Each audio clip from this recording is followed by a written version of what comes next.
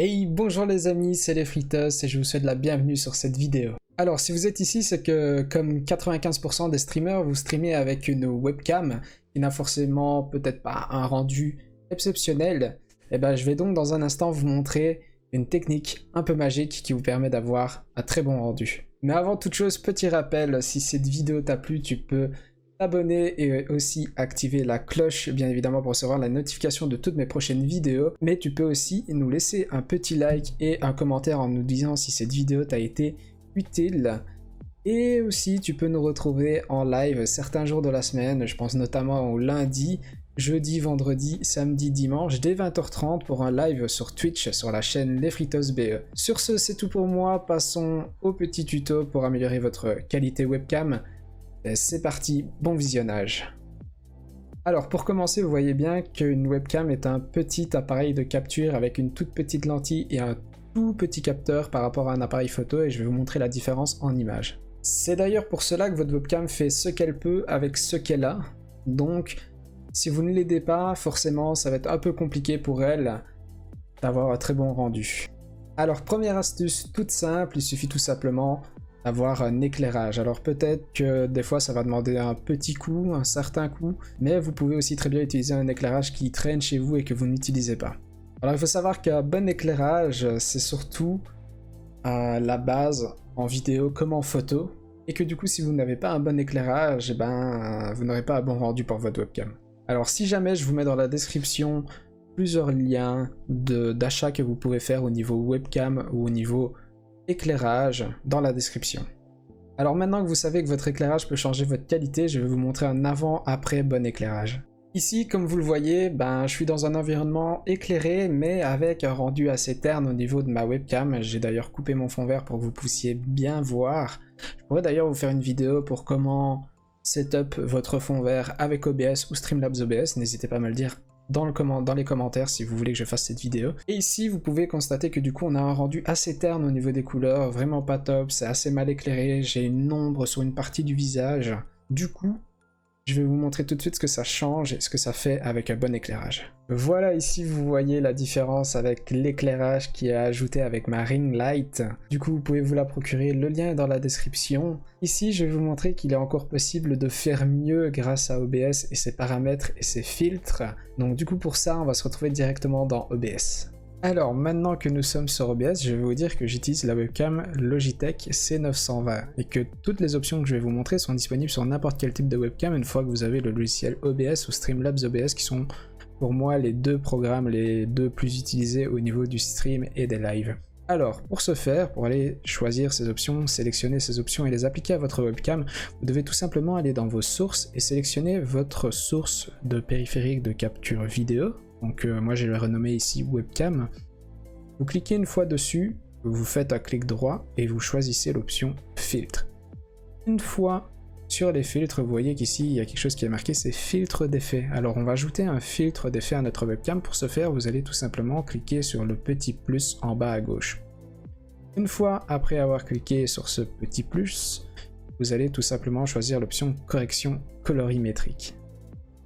Vous pouvez la renommer si cela vous chante, bien évidemment. Et ça, c'est comme vous le souhaitez. Ici, alors du coup, je vais tout simplement vous montrer avec ce filtre qu'est-ce qu'on peut faire exactement. Alors moi, généralement, ce que je commence par faire, c'est souvent aller augmenter mon contraste. Alors comme vous pouvez le voir ici, j'ai ma webcam qui change de qualité, moi déjà, au niveau de si je me retire ou si je m'avance de celle-ci. Donc là ici je vais me mettre au plus près pour que vous puissiez voir ce que ça donne au plus près. Alors moi ce que je vais faire c'est que je vais augmenter généralement un petit peu les contrastes, mais pas trop sinon vous voyez ça donne un rendu pas top. Ici je vais plutôt mettre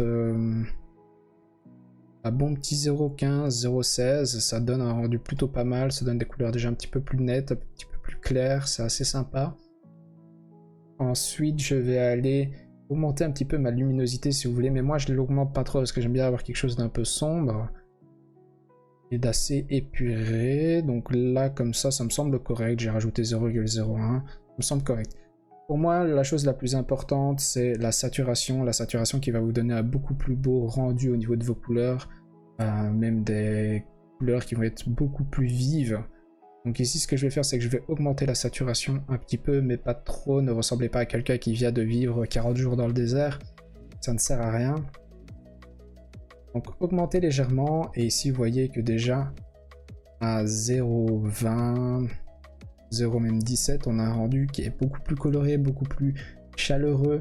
Ça donne quelque chose de vraiment très très sympa. Alors vous pouvez aussi voir avec les gammas, mais moi personnellement, je n'y touche pas. Je trouve que ça sert à rien. Après, c'est à vous-même de voir avec votre webcam ce que vous pouvez faire, si c'est mieux de descendre votre qualité, ou d'augmenter.